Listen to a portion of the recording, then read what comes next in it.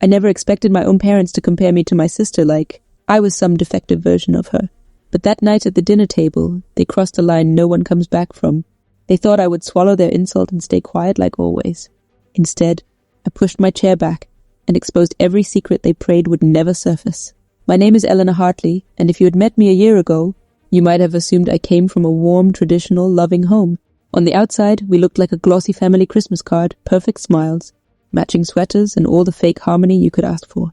But behind closed doors, there were cracks, deep ones, running through every inch of our family. And on the other side of those cracks was my sister, Clarissa Hartley, the golden child, the miracle daughter, the one who could do absolutely nothing wrong, even when she did everything wrong. I don't hate my sister, at least I didn't then. But that night, the night they said the words that finally snapped whatever thread of loyalty I had left, something broke, something permanent. Dinner was supposed to be a quiet family bonding night, something my mom insisted we needed. "We don't spend enough time together," she said, smoothing her blouse like she was preparing for a magazine cover. "You work too much, Ellie. Maybe if you were home more, we'd feel closer." I let it slide. I always did.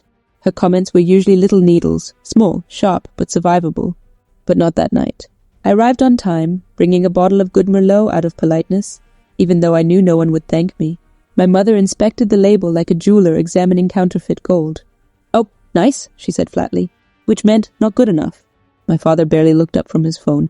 Clarissa was already at the table, curled hair, glossy nails, wearing a dress that probably cost more than my monthly rent. She flashed me a smile, one of those smiles that had warmth on the surface and competition underneath. The table was decorated like it was Thanksgiving, even though it was just a normal Saturday. Fancy china, polished silverware, candles lit tall and bright. Mom always prepared like a queen hosting royalty.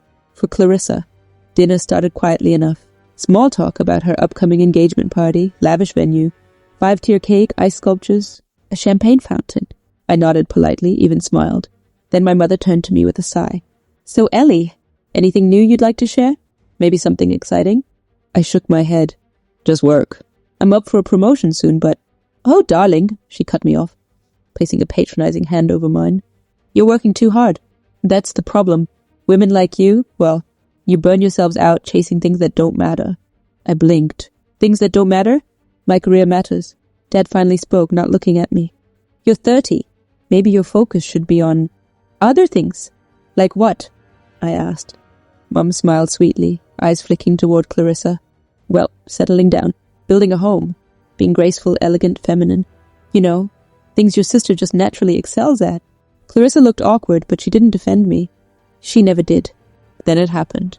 The sentence that shattered the last piece of me holding on. My father set down his fork, leaned back, and said with a laugh, "You know, Ellie, you're just not half the woman your sister is." The words hit the table like a slap. My pulse stopped. The candles flickered. Something inside me froze. And then something else ignited. For the first time in my life, I didn't stay quiet. I didn't shrink myself. I didn't pretend it didn't hurt. I pushed my chair back, slowly, deliberately, letting the legs scrape loudly against the hardwood floor. Every pair of eyes snapped to me. I stood, palms flat on the table, breath steady. And I said, "All right, if you want to compare us so badly, let's compare." Mom frowned. "Eleanor, don't make a scene." "A scene?" I said. "No, this isn't a scene. This is the truth." My voice was calm. Too calm. The kind of calm that comes when years of pain finally find a crack to pour through. "Let's start with your perfect daughter," I said, motioning toward Clarissa, "since she's half the woman I could never be." Clarissa stiffened but still said nothing. "You want to talk about my life?" "Fine," I continued, "but we're going to talk about hers too." Dad scoffed. "What on earth are you talking about?" I pulled out my phone, and I opened the email, the one Clarissa had forgotten to delete from our shared family cloud 2 months ago. The one with loan documents, overdue notices, urgent balance reminders, all under my parents' names. Mom's eyes widened as I turned the screen toward them. "You took out a secret loan for her wedding?" I said quietly, "using my identity as collateral?" Silence. Heavy. Thick. Guilty. Mom swallowed. "Eleanor, honey." "We were going to tell you." "No, you weren't," I said. "If Clarissa hadn't forgotten to log out, I'd still be clueless." Dad's jaw clenched. "You're overreacting." "Overreacting?" I repeated with a soft, humorless laugh. "You stole my credit to fund her wedding." Clarissa finally spoke, voice shaky. "Ellie, I didn't know they used your name." "I swear—" "Yes, you did," I said. Because the emails were addressed to you too. Her face drained of color. My heartbeat was steady now, my voice firm. I felt taller, lighter, more myself than I ever had at that table. All my life, I said, you've compared me to Clarissa.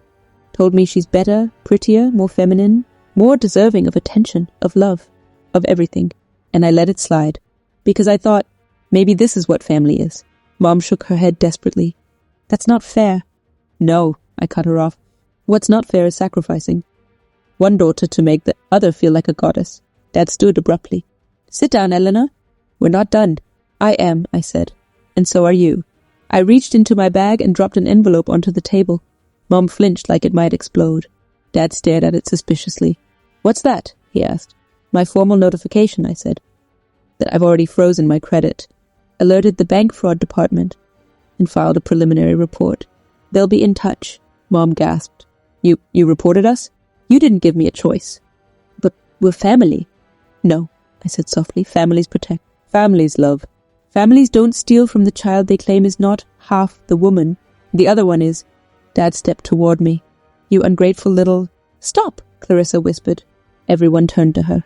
And then, finally, she shattered too. I can't do this anymore, she said. Mom, Dad, you ruined everything. You put everything in Ellie's name because you knew she wouldn't fight you. Because you thought she wasn't worth fighting for. I stared at her, shocked. She continued, voice breaking. I told you not to do it. I told you it was wrong. But you said Ellie would take it. You said she was used to it. Mom covered her mouth. Dad stared in disbelief. Clarissa looked at me with tears in her eyes.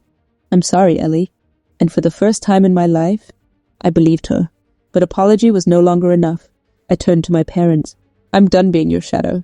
Your backup plan. Your emotional punching bag. From now on, I choose me. Then I took a deep breath. And I walked out. You'd think that would be the end. The big dramatic ending. But families like mine, they don't let go quietly.